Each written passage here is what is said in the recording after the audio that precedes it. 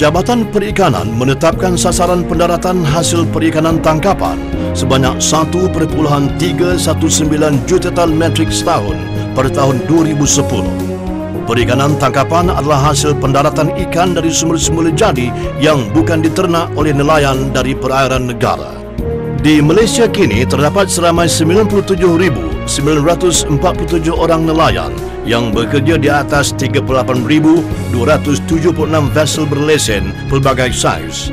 Bagi tujuan pengurusan sumber yang lestari, Jabatan Perikanan telah melaksanakan polisi pelesenan dengan membahagikan kawasan penangkapan ikan di laut kepada beberapa zon, iaitu Zon A, 0 hingga 5 batu nautika, Zon B, 5 batu nautika hingga 12 batu nautika, Zon C, 12 batu nautika hingga 30 batu nautika, dan Zon C2, iaitu perikanan laut dalam melebihi 30 batu nautika.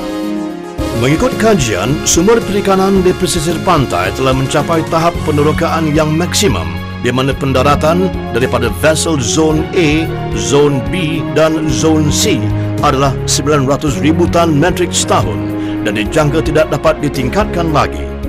Sehubungan itu, Jabatan Perikanan memperkenalkan Exit Plan, iaitu program untuk mengurangkan lesen untuk vessel di zon-zon berkenaan, sebaliknya menggalakkan penerokaan sumber perikanan di perairan laut dalam dan laut lepas.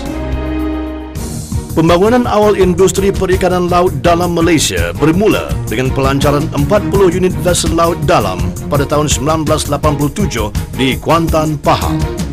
Kini, usaha Jabatan Perikanan untuk membangunkan industri perikanan laut dalam menampakkan hasil yang memuaskan, kerana sehingga Jun 2006 terdapat sejumlah 903 vessel laut dalam telah menjalankan operasi di perairan negara yang mendaratkan sebanyak 251,331 tan metrik ikan setahun. Beberapa langkah telah diambil oleh Jabatan Perikanan bagi memodernkan perikanan laut dalam yang memerlukan tenaga kerja mahir seramai 21,400 orang yang akan mengoperasi 1,070 buah vessel. Oleh itu, Jabatan Perikanan telah memperkenalkan program pembangunan nahoda dan skim perintis perikanan skipper yang menitik beratkan latihan penggunaan peralatan berteknologi baru di atas vessel moden.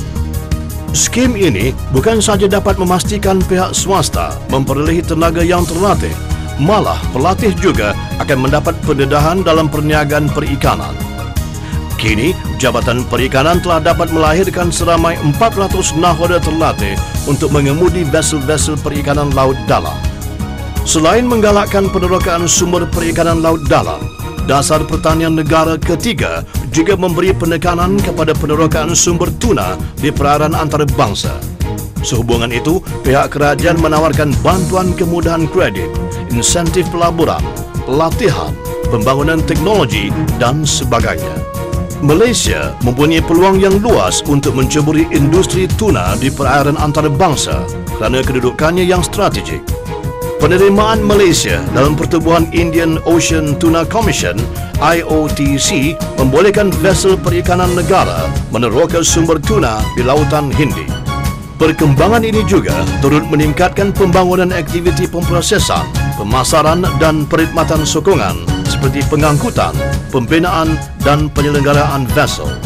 Sehingga Jun 2006, sebanyak 63 buah vessel penangkapan tuna tempatan telah menjalankan operasi yang mendaratkan sebanyak 3,400 tan metrik ikan tuna yang menembusi pasaran antarabangsa. Bagi menggalakkan aktiviti penangkapan ikan tuna, pihak kerajaan telah menubuhkan Pusat Pembangunan dan Perdagangan Tuna dan mewujudkan Pelabuhan Perikanan Tuna Antarabangsa Malaysia di Batu Maung, Pulau Pinang yang menyediakan kemudahan asas termasuk kemudahan kuarantin, kastam dan sebagainya. Sesungguhnya, usaha Jabatan Perikanan dalam menggalakkan penerokaan sumber perikanan laut dalam perlu disambut baik oleh semua pihak dalam usaha meningkatkan pendaratan sumber perikanan negara.